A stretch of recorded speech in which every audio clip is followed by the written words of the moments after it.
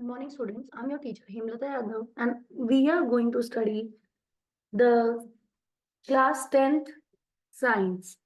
In class 10th science, we have to study the first chapter, chemical reactions and equations.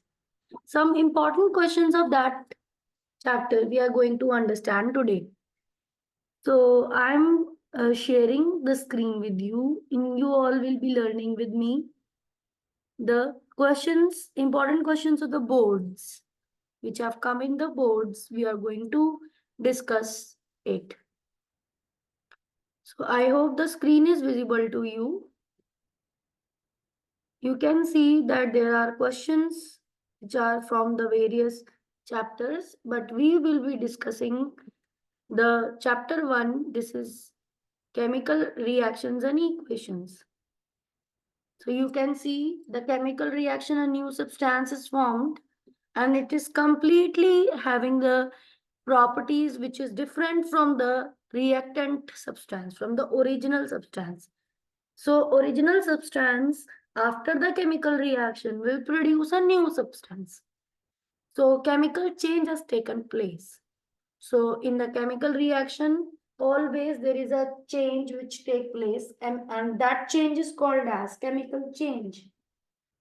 Chemical change, when the reactant changes into product, we can say that. Example, burning of magnesium in the ribbon in the air.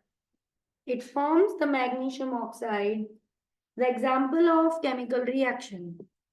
And the reaction is also written Mg plus O2 gives 2 MgO, it is written. So 2 Mg plus O2 gives 2 MgO. Before burning, the magnesium ribbon was cleaned also sandpaper. Why? Because it removes the oxide layer and the carbonate layer from the surface of magnesium ribbon. Magnesium ribbon sand paper से उसे रब करके उसके ऊपर की जो पहले की लेयर्स हैं उनको हटाया जाता है। जो कार्बोनेट की लेयर्स उस पर लगी हुई हैं उन्हें हटाया जाता है और उनसे मैग्नीशियम रिबन को बाद में जलाने से पहले उसे हटाना जरूरी है। तभी उसका इग्निशन टेम्परेचर ऐसा होगा कि वो फायर पकड़ेगा और फिर वो वाइट डैजलिंग फ्लेम से जलता है। ये हमने एक्टिविटी क्लास में भी करके देखी है। We have done it. And हमको एक वाइट कलर का ऐश मिलता है, पाउडर मिलता है, that is called as magnesium oxide. उसको हम मैग्नीशियम ऑक्साइड बोलते हैं। एंड इस मैग्नीशियम ऑक्साइड को हम इसका रिएक्शन जो होता है इसका फॉर्मूला MgO बोलते हैं। इसको क्या बोलते हैं? We say that they are MgO। And characteristic क्या क्या होते हैं केमिकल चेंज के? केमिकल चेंज के कैरेक्टरिस्टिक्स में कलर चेंज होता है और कुछ ना कुछ गैस निकलती है। और यहाँ पर कुछ भी चेंजेस हमें दिख रहे हैं कि फॉर्मेशन ऑफ प्रेसिपिटेट, प्रेसिपिटेट का भी फॉर्मेशन होता है।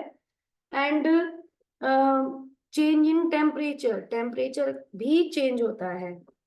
तो इन सब चीजों से हम ये सोच सकते हैं कि केमिकल चेंज हुआ है। हमें पता चल जाता है कि केमिकल चेंज हुआ है। एंड बैलेंस्ड केमिकल इक्वेशन लिखने से हम केमिकल चेंजेस को रिप्रेजेंट कर सकते हैं। हम कैसे शो कर सकते हैं किसी केमिकल चेंज को? By writing a balanced chemical equation. Balance क्यों करना जरूरी है ये भी हमने पता करा था, क्योंकि ये लॉ होता है केमिस्ट्री का कि जितने रिएक्टेंट्स मिक्स होंगे उतना ही प्रोडक्ट बनेगा। मैटर है, मैटर कभी भी खत्म नहीं हो सकता, नया नया मैटर बनाया जा सकता, बस वो एक फॉर्म से दूसरे फॉर्म में चेंज किया जा सकता है। तो इस वजह से हमें दिखेगा कि बैलेंसिंग करना जरूरी है केमिकल रिएक्शंस की। एंड फॉलोइंग टाइप्स, अब हम केमिकल रिएक्शन को अगर कैटेगरीज में बांटें, केमिकल रिएक्शन कितने तरीके के होते हैं, तो उसमें हमें पता चलेगा कि केमिकल रिएक्शंस 5 तरीके के होते हैं ऑन द बेसिस ऑफ कि क्या रिएक्टेंट्स रिएक्ट हो रहे हैं और प्रोडक्ट्स क्या बन रहे हैं। तो टाइप्स ऑफ केमिकल रिएक्शन में कॉम्बिनेशन रिएक्शन सबसे पहले आते हैं, जो कि होते हैं कि जो जब भी दो या दो से ज्यादा रिएक्टेंट्स कंबाइन होके कोई एक नया प्रोडक्ट बनाते हैं, उसको कॉम्बिनेशन रिएक्शन कहते हैं। एंड मैग्नीशियम ऑक्साइड का रिएक्शन जो भी हमने पढ़ा वो भी एक कॉम्बिनेशन रिएक्शन है, क्योंकि उसमें भी मैग्नीशियम रिबन जलाया गया। तो इस तरह से कोई भी कंबशन रिएक्शन कॉम्बिनेशन रिएक्शन होंगे, क्योंकि वो हमेशा ऑक्सीजन से रिएक्ट करेंगे, ऑक्सीजन की प्रेजेंस में ही वो जलते हैं, कोई भी सब्सटेंस को हम जलाएं। तो मैग्नीशियम का भी जो रिएक्शन का इक्वेशन है 2Mg+O2, वो हम यहाँ लिख सकते हैं कॉम्बिनेशन रिएक्शन के एग्जाम्पल में। एंड अब बात आती है कि इसमें प्रोडक्ट्स कितने बनेंगे।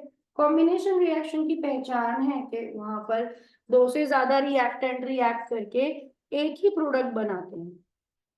This is the way we will identify that the only the reactants are reacting and one product is formed. So both the reactants which were reacting has combined to produce the product. One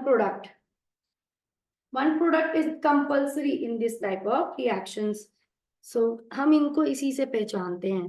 अब decomposition reaction क्या होता है, तो name भी suggest कर रहा है, कुछ भी चीज इसमें ब्रेक हो रही है। अगर कुछ चीज ब्रेक हो रही है तो हम उसे बोलेंगे कि ये डिकम्पोजिशन रिएक्शन है। आई होप आपको दोनों चीजें समझ में आ गई कि कॉम्बिनेशन रिएक्शन किसको कहते हैं और डिकम्पोजिशन रिएक्शन किसको कहते हैं। अब हम आगे दूसरे उस पे जाएंगे टॉपिक